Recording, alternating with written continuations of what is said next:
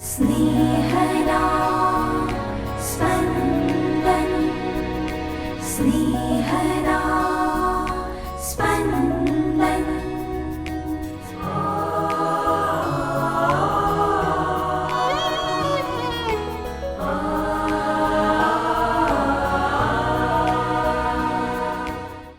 સામાન્ય કાળના 23મા અઠવાડિયાનો સોમવાર. ધર્મસભા આજે સંત પીતર ક્લાવેરનું પર્વ ઉજવે છે. ઈસુ વિશ્રામવારે સભાગૃહમાં જમણો હાથ સુકાઈ ગયો છે તે ભાઈને સાજો કરે છે. વિશ્રામવાર જીવન આપવા માટે છે. સાંભળીએ સંત લુકકૃત શુભ સંદેશ, અધ્યાય 6, કડી 6-11. બીજા એક વિશ્રામવારને દિવસે ઈસુ સભાગૃહમાં જઈને ઉપદેશ કરતા હતા ત્યારે ત્યાં એક માણસ એવો હતો જેનો જમણો હાથ સુકાઈ ગયેલો હતો. શાસ્ત્રીઓ અને ફરોશીઓ ઈસુ ઉપર આરોપ મૂકવાનું બહાનું મળે એ ઈરાદાથી જોયા કરતા હતા કે તેઓ વિશ્રામવારને દિવસે એને સાજો કરે છે કે કેમ. પણ ઈસુએ તેમના મનની વાત કડી જઈને પેલા સુકાઈ ગયેલા હાથવાળા માણસને કહ્યું, ઊઠ અને આગળ આવ. એટલે તે ઉઠ્યો અને આગળ આવ્યો. પછી ઈસુએ તે લોકોને કહ્યું, હું તમને પૂછું છું, વિશ્રામવારે શું કરવાની શાસ્ત્રમાં છૂટ છે? ભલું કરવાની કે બુરું? જીવ બચાવવાની કે લેવાની? અને તે બધા ઉપર નજર ફેરવીને તેમણે પેલા માણસને કહ્યું, તારો હાથ લાંબો કર. તેણે તે પ્રમાણે કર્યું. તેનો હાથ સાજો નરવો થઈ ગયો હતો. પણ તે લોકો ક્રોધથી ધુઆપુઆ થઈ ગયા અને ઈસુનું શું કરવું એ વિશે માહોમાહે ચર્ચા કરવા લાગ્યા. સ્નેહના સ્પંદન, સ્પંદન. જેનો જમણો હાથ સુકાઈ ગયો હતો અને જેને ઈસુએ સાજો કર્યો હતો તે ભાઈને પૂછવામાં આવે કે ઈસુએ વિશ્રામવારનો ભંગ કર્યો તો એ ભાઈનો શું જવાબ હશે? મોટાભાગના આપણે જમોડી છીએ, અર્થાત લગભગ બધા જ કાર્યો જમણા હાથે કરીએ છીએ. આ ભાઈ તો સાવ લાચાર હશે. જીવન હોવા છતાં તેનો આનંદ નહીં માણી શકતો હોય. જો ઈસુએ વિશ્રામવારનો નિયમ પાડ્યો હોત તો એને જીવન ન મળ્યું હોત. નિયમ ભંગ થયો હોય તો ભલે થયો, પણ એ ભાઈને તો ફાયદો થયો છે, એટલે એને ઈસુએ નિયમ ભંગ કર્યો છે એમ લાગશે જ નહીં. ઈસુને પણ એ અપંગને સાજો કરવામાં નિયમભંગ થયો છે એવું લાગતું નથી. ફરોશીઓ પણ સમજે છે કે કોઈને વિશ્રામવારે સાજો કરવો એ નિયમભંગ નથી. એટલા ખાતર ઈસુ તેઓને પૂછે છે કે વિશ્રામવારે જીવ બચાવવાની છૂટ છે કે જીવ લેવાની? કામ કરતાં કરતાં આપણે અટકીએ તો આપણને વિશ્રામ મળે. જો વિશ્રામ મળે તો કામ કરતાં કરતાં શરીરના અંગોના જે કોષોનું વિસર્જન થયું છે તે કોષોનું વિશ્રામ મળતા પુનઃસર્જન થાય.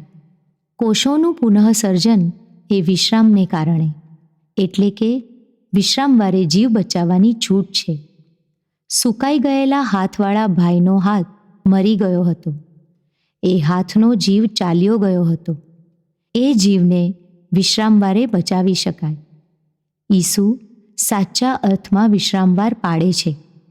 ફરોશીઓ નિયમના શબ્દોને વળગી રહે છે, જ્યારે ઈસુ નિયમના હાર્દને. એક યુવાનને પૂછ્યું, શું કરો છો? યુવાને જવાબમાં કહ્યું, તમારી સાથે વાતો કરું છું. યુવાને પ્રશ્નના શબ્દોને પકડ્યા. પૂછનારે તો યુવાનના અભ્યાસ, નોકરી બાબતે સવાલ કર્યો હતો. ફરોશીઓએ નિયમોને એટલું તો મહત્ત્વ આપ્યું હતું કે તેઓ નિયમોના પૂજારીઓ બની ગયા હતા. પૂજારી મંદિરમાં આરતી કરે ત્યારે બિલાડી દોડાદોડ કરે, એટલે આરતી શરૂ કરવા પૂજારી બિલાડીને બાંધતા. આરતી પૂરી થયે બિલાડીને છોડી દેતા. પૂજારીનો નાનો દીકરો આ દરરોજ જોતો. પપ્પાનું મૃત્યુ થતાં તે પૂજારી બન્યો. પપ્પાની માફક એ પણ આરતી પહેલાં બિલાડી બાંધતો અને આરતી પછી છોડી મૂકતો. એક વખત બિલાડી મરી ગઈ ત્યારથી મંદિરમાં આરતી બંધ થઈ ગઈ. નવી બિલાડી લાવ્યા પછી જ આરતી થઈ. આવા છે આ ફરોશીઓ.